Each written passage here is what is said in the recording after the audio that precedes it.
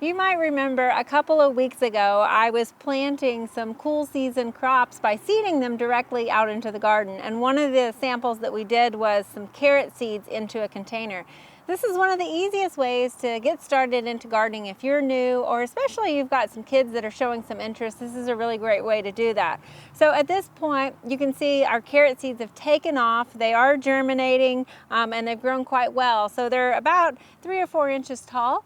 And we need to go ahead and begin to thin them out. Now, thinning out is a process where you kind of open them up a little bit and allow for less competition so that the carrots that you do have remaining have plenty of room to grow and aren't fighting for water and nutrients.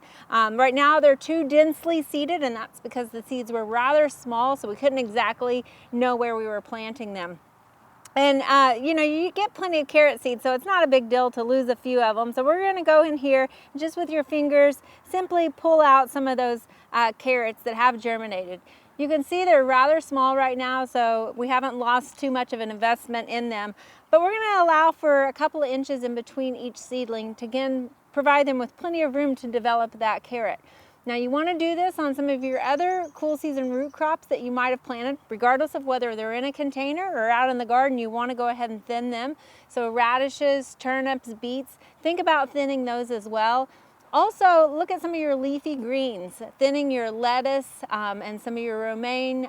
You want to go ahead and thin those out so that they have plenty of space and airflow to continue to develop above ground as well. Doing this will ensure that you have a great crop going into the spring season.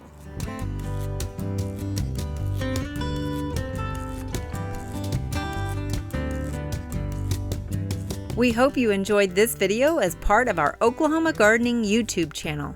You can also find even more videos on the OK Gardening Classics YouTube channel. And join us on social media for great gardening tips, photos, and discussion.